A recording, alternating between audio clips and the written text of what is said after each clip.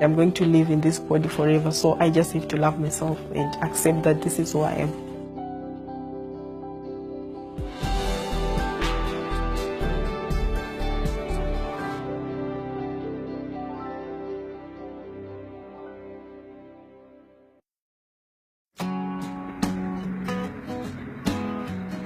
My name is Sinikwe. I'm 24 years old. I don't know if there's a specific name for my disability, but I was born without limbs. I don't have hands, and then I'm short in stature. I don't have knees as well.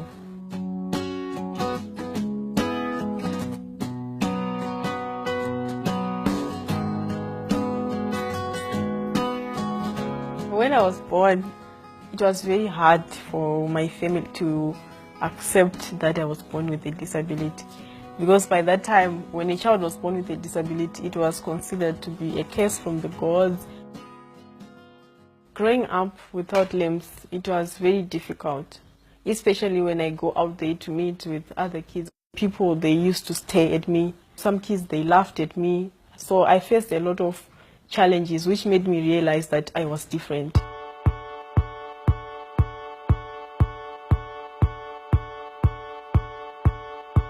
But at home, it wasn't very difficult because my grandmother, she understood me. So she tried by all means to make sure that our home was accessible.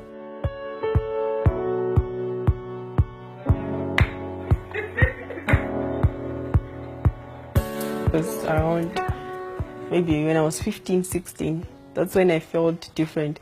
Because you know, the society, they have their own standards of beauty. When someone is beautiful, that person has to be this tall, this person has to have this kind of body. And for me, I realized that I couldn't fit in that standard of beauty. I didn't love myself anymore because I thought I'm different. People, they just stare at me. But now I realize that when people stare at me, I have to give them something to look at. So I just don't care, I just do my own thing. People still have that negative mind towards disability.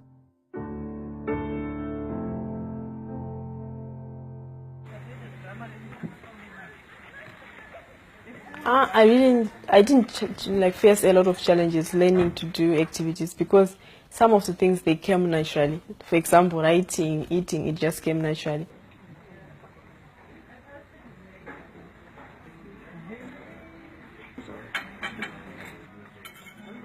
She's got such a big personality.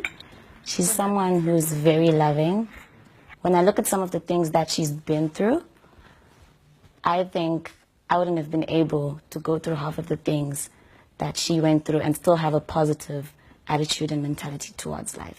I think the huge shift came when I went to university. Because when I went to university, I had a chance for me to just reflect on my life, reflecting on who I was. I realized that I have to be kind to myself. I have to love my body. Because if I don't love my body, who's going to love me? And I realized that this is the body that God gave me, and I'm going to live in this body forever. So I just have to love myself and accept that this is who I am. On social media, I have quite a huge following.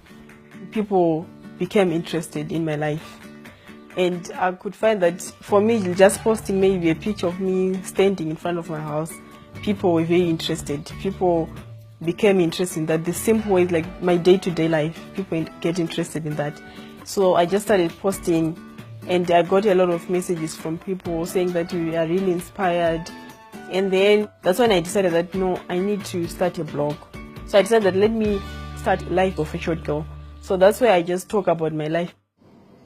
The nicest thing that I've ever heard from someone is when a lady came to me and she hugged me. She said, "You have given me hope in life. I'm not going to give up anymore."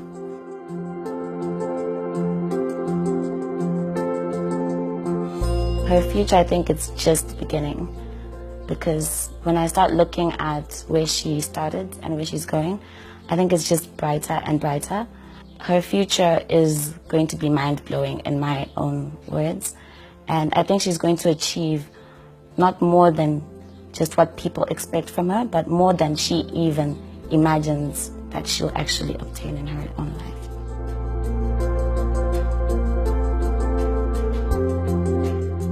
all the challenges that I faced, I never thought I would be where I am today. So I want to say to people, have that positive mind, have that positive attitude, and live your life positively. Live your life to the highest peak. The sky is not the limit, you can fly high.